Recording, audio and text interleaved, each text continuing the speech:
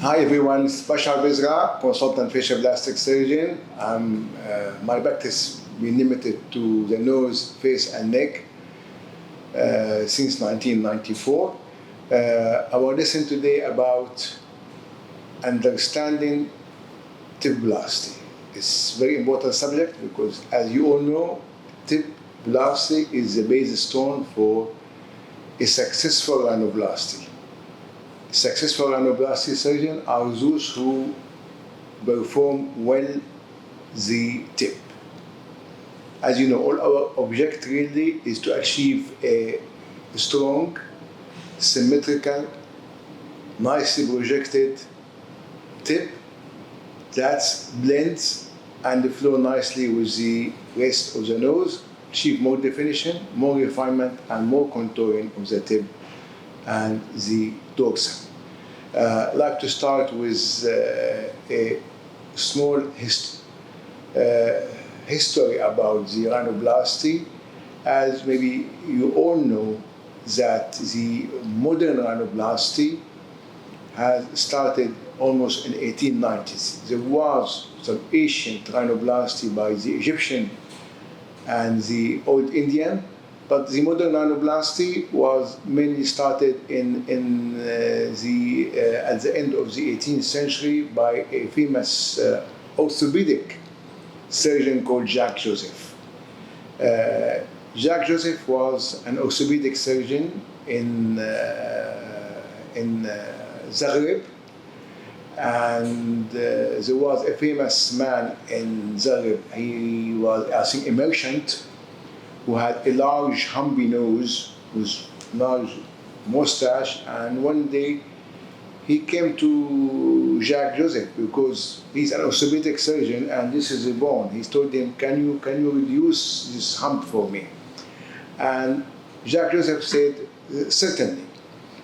Then the merchant has the procedure, and then a few weeks later he was walking on the street of Zagreb, and people were really surprised with the new straight nose. Since then, people start to go to Jacques Joseph to have the nose reshaping. And in 1895 or 98, Jacques Joseph presented his first presentation on rhinoplasty in the European meeting of the plastic surgeon in Europe. And since then, actually, many surgeons from all over the world used to come visit Jacques Joseph and try to learn the technique. Jacques Joseph technique was mainly a reduction technique. What we mean by reduction is just to reduce the hump, trim the cephalic truss, trim the cephalic portion of the lateral crust, and that's mainly, and also trim the caudal septum in long and humpy nose. That was the main, principle of the technique. So he did not consider any tip supportive means, So therefore, Jacques Joseph technique ended with tip under projection, ended with hanging columella and wider nostrils, because as I said, tip projective means were not considered. Among Jacques Joseph's students, the two most famous students were Ofrich and Safian. They both immigrated to the United States and trained hundreds of American plastic surgeons. So the rhinoplasty really started to develop mainly in America at the early time of the 19th century. And then until almost 1950s, the only rhinoplasty to practice was the Jacques Joseph rhinoplasty for almost 50 years. From 1900 to almost 1950 was mainly the known technique for rhinoplasty was the Jacques Joseph reduction rhinoplasty, which, as what you just said, ended with many unpleasant effects because tip supportive means were not considered, so ended with hanging columella, under projected tip, wide nostrils, asymmetry, so and so. Then in the early 50s, a famous surgeon called Goldman. Goldman is one of the most well-known rhinoplasty surgeon in the history of rhinoplasty because of the famous Goldman tip. Maybe all the senior surgeons, they know about Goldman very well, but maybe the junior surgeons, they don't know well about Goldman, so you can check on the net about Goldman. Goldman was a very famous, the most famous American surgeon in New York, and he's the first one to actually divide the dome. So Goldman technique was based on delivering the lateral cast, delivering the medial cura, intermediate cura, and lateral cast was a delivery close technique. And then after he delivered the lateral cast, he divided the lateral cast. After delivery, divide the lateral cast, and then excite the cephalic portion of the lateral cast. And he borrowed a few millimeters from the lateral cast. He borrowed a few millimeters from the lateral cast and added top up on the medial cura in order to achieve more tip projection. And we put a columellar strut in the middle. So in this way, by having the two medial cura and the added portion of the lateral cast plus the columellar strut in the middle, he achieved, of course, more tip projection. But the point that he delivered the lateral cast. So he delivered the lateral cast and he excised portion of the cephalic lateral cast. So it was left with very small, unstable, unsecure flap there, which was, when you suture it back, first of all, difficult to suture, a small flap, weak flap, unsecure flap.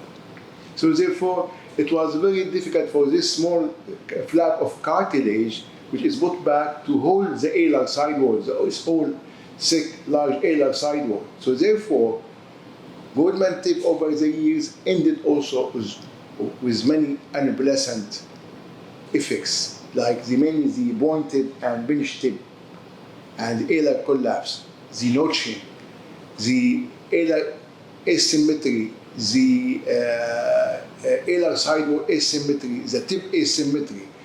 So Goldman tip was practiced for almost 25 years. I mean, it was the main practice on tip from 1950 up to 1975, just late 70s, when again the, very famous major rhinoplasty in America, they developed a new technique which was based on delivery of the lateral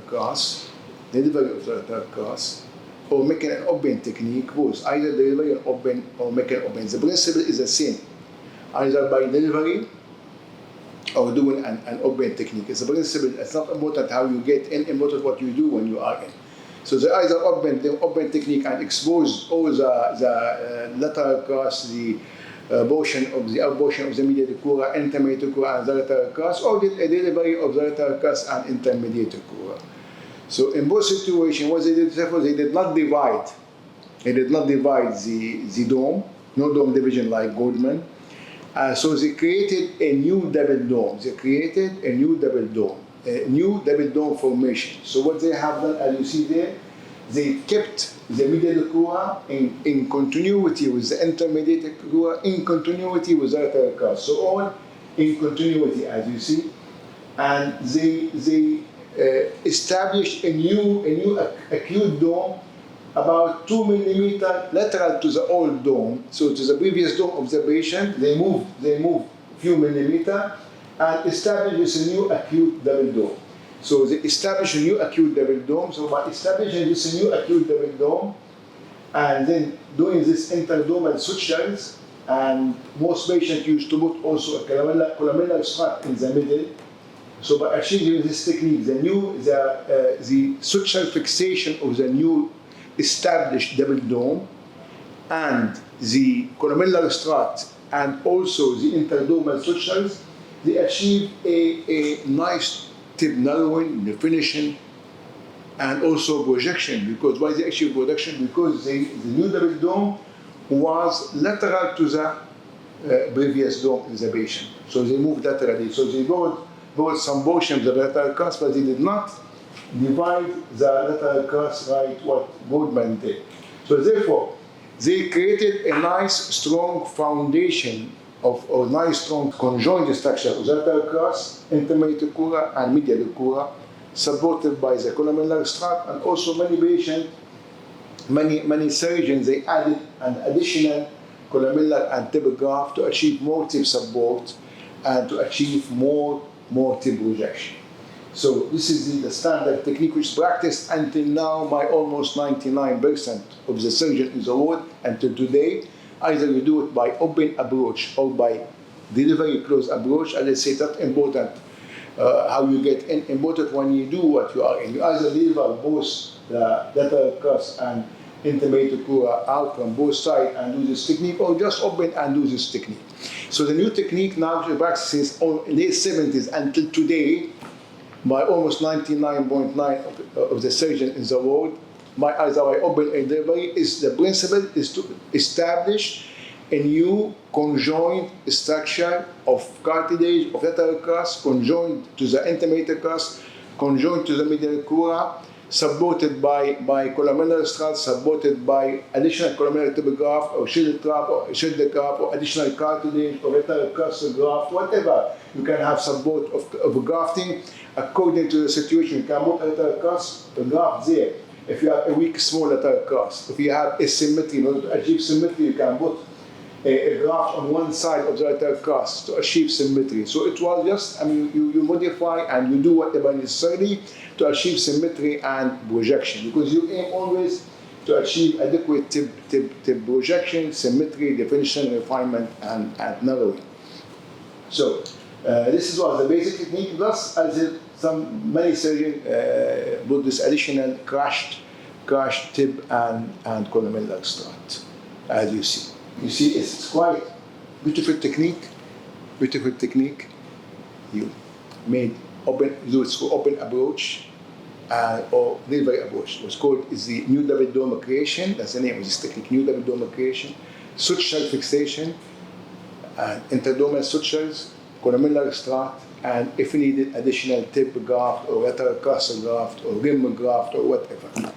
So you can add here to this technique the columnar strut is there, the tib graft. You can add long tib graft. You can add a small tib graft here, or you can add also a lateral crust graft according to the situation. Either one lateral, bilateral. You can add also sometimes a rim graft there to treat any rim retraction. So you can do whatever you want as you expose the lateral crust. So you have the opportunity to do whatever you want. Once you have achieved your new double dome creation, suture fixation, columnar strut, if there is one lateral crust is weaker than the other or shorter, you can add a graft there.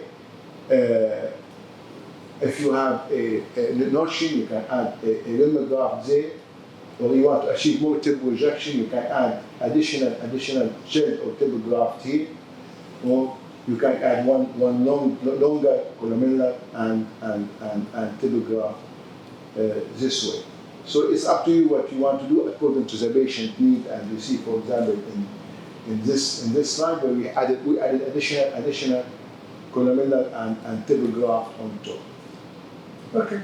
So we achieved this nice foundation. We did nice exposure. It was during the surgery. It was very beautiful. We exposed all the structure. It looks very nice. But now, what happened after the cut? This is a big question. What happened after the cut? What happened after the cut? What happened after the cut? We should go back and revise our pathology and our histopathology, what we did study in the first and second year in our medical school. What happened after the cut? What happened after you expose the tissue? What about the healing process? What's going to happen in this large exposed field by either open approach or delivery approach? What's going to happen over the next few months, over the first year, second year, third years? Because as you know, the healing post-operative problem related to healing, not related to technique. Problem related to healing, not related to a technique. So, all these problems are late, start usually from 8 months and continue for 2 to 3 years.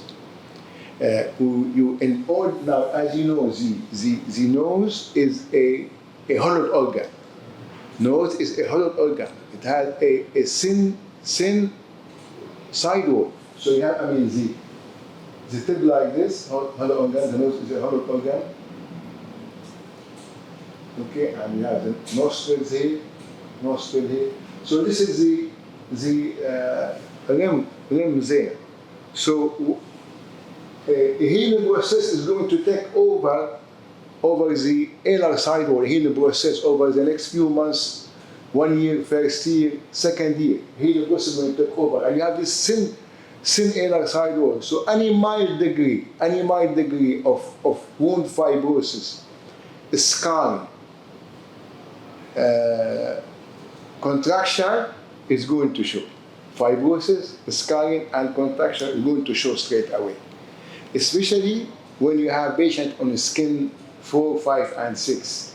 The darker skin patient, not the darker. As you know, if you memorize the Fitzpatrick skin classification, type 1 patient with white skin and red hair. Type 2 patient with white skin and fair hair.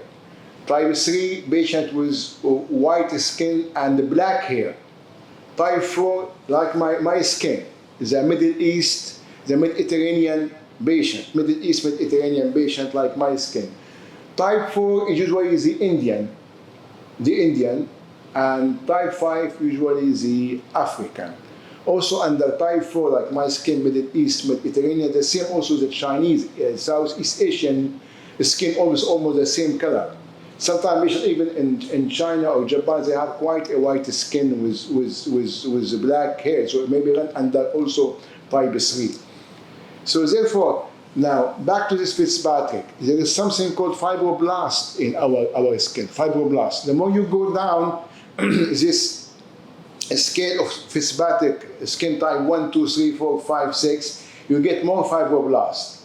So when you have more fibroblast the population of fibroblast in skin type 1, the white skin with red hair, is much less than the fibroblast in type 2, type 3, type 4, 5. So the more we go down the scale, more fibroblast. More fibroblast mean, logic, more fibrin formation.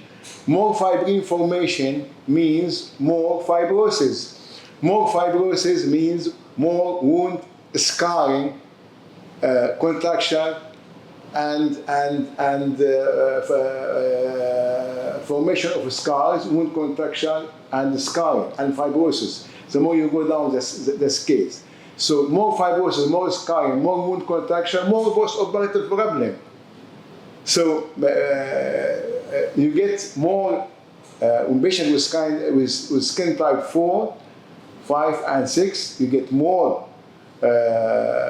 wound contraction and scarring fibrosis. So there is more alar collapse, more notching, more benching, more asymmetry, and sometimes deviation. Sometimes you get wound scarring, fibrosis, and contraction in one side more than the other.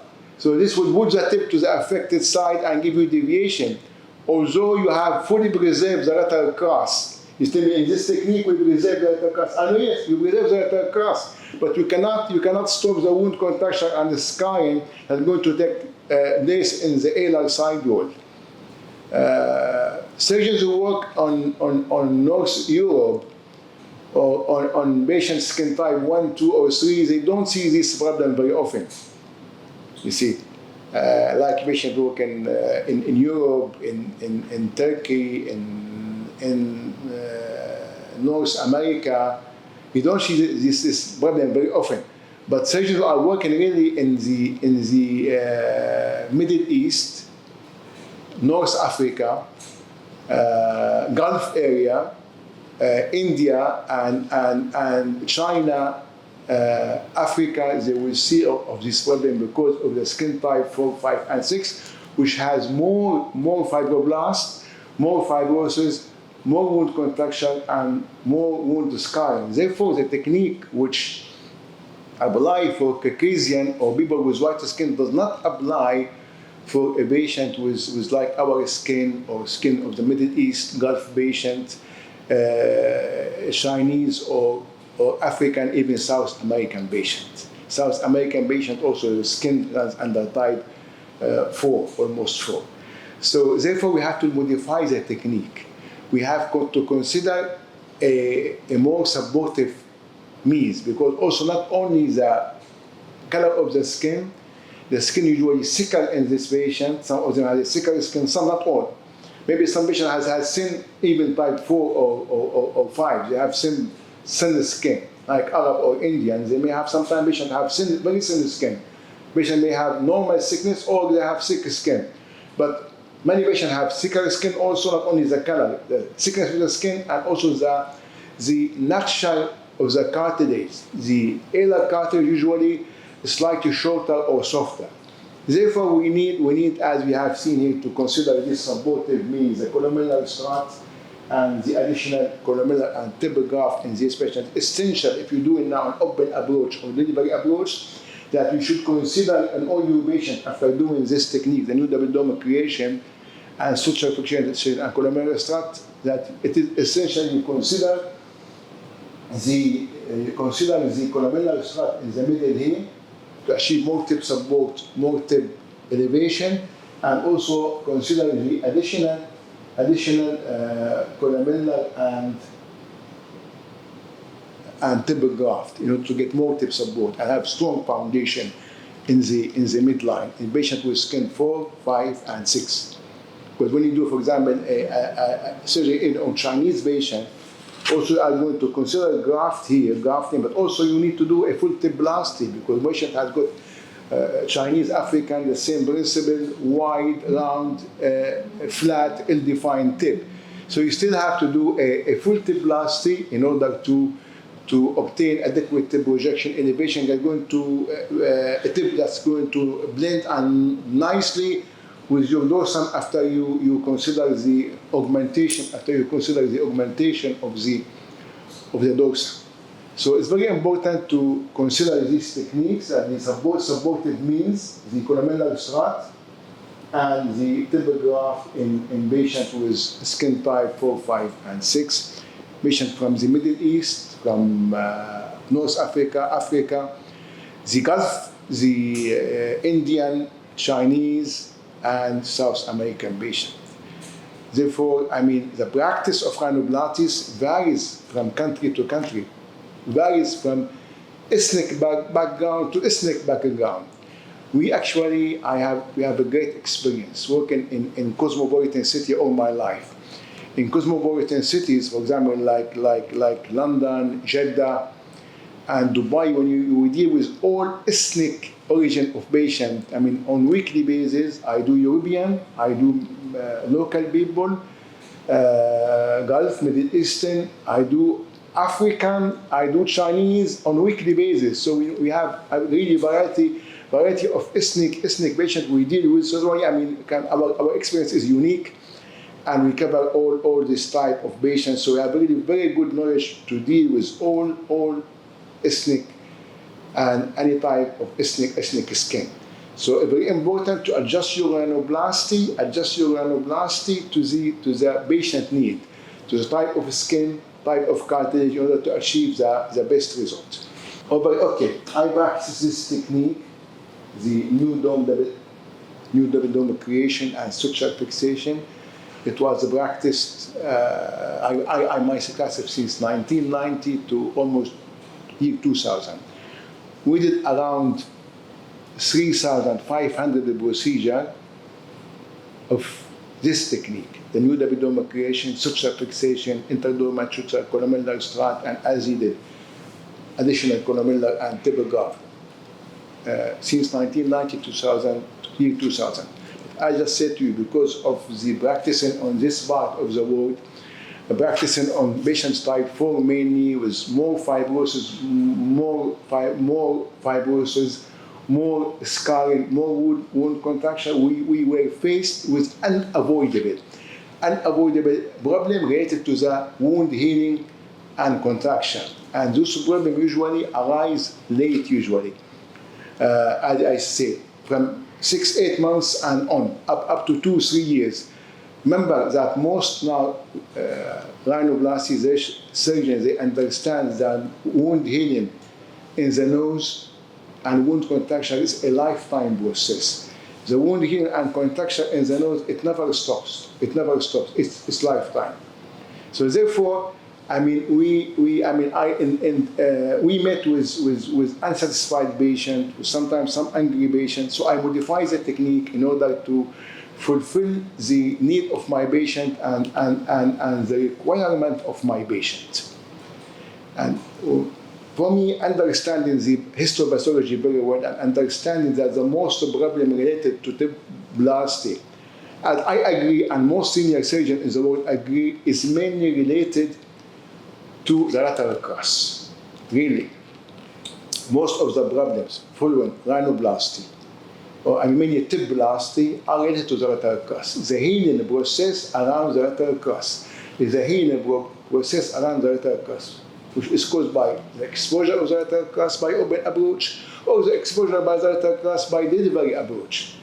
So I modified the technique, I modified Goldman. I said, remember what I said about Goldman, what he did, he delivered the lateral cross, he divided, removed the kiffer lateral cross and put this weak, unstable, insecure flap back which could not hold the alar sidewall. So I modified the technique in a way that I preserved fully the lateral cross, because my understanding that, and also understanding of many senior rhinoplasty surgeons in the world, that the most problem related to rhinoplasty are mainly related to the lateral cross. So logic, I understand, I said, okay, let me leave the lateral cross alone. So I left the lateral cross alone, no marginal incision, no exposure, and no delivery. The lateral cross was left alone there. No marginal incision, no exposure, no delivery. And I worked mainly on the midline. I divided the dome endonasally. I did not do open, I divided the dome endonasally at the junction of the intermediate to the lateral cross, junction of the intermediate to the lateral cross there. So I fully preserved the lateral cross as you see. So no marginal incision, no exposure, no delivery. And I topped up the medial cura, with the intermediate cura here in order to get more top up on the medial cura to achieve more tip projection and elevation.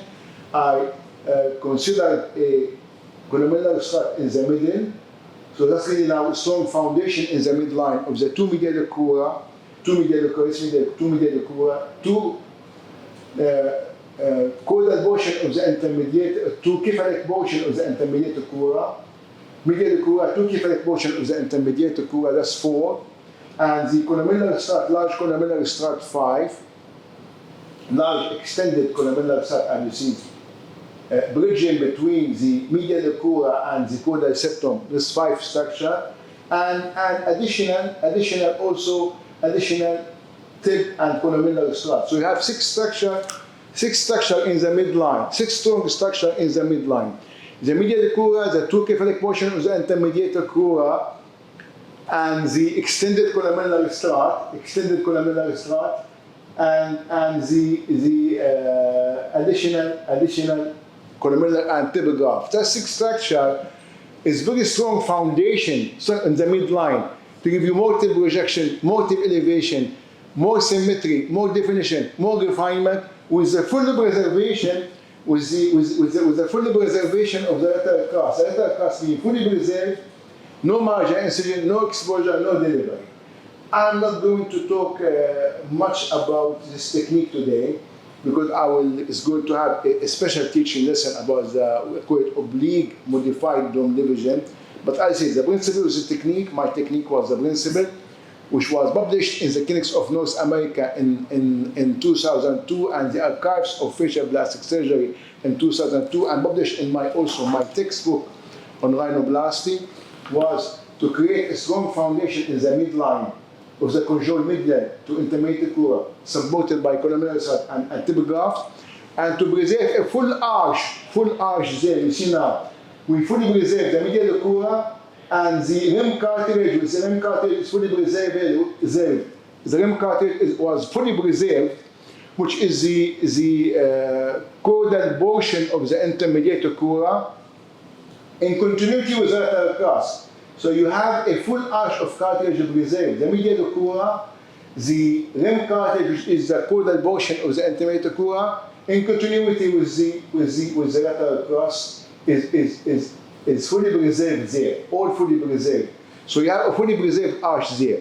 You can't get any stronger than this. You can't get any more preservation than this. Plus, we established a strong foundation in the midline of the conjoint intermediate crura to medial crura, extended columellar strut, and the tib graft. So that's really going to be another subject because quite large and very important tip technique to talk about in a separate lesson. So I hope really in a separate lesson.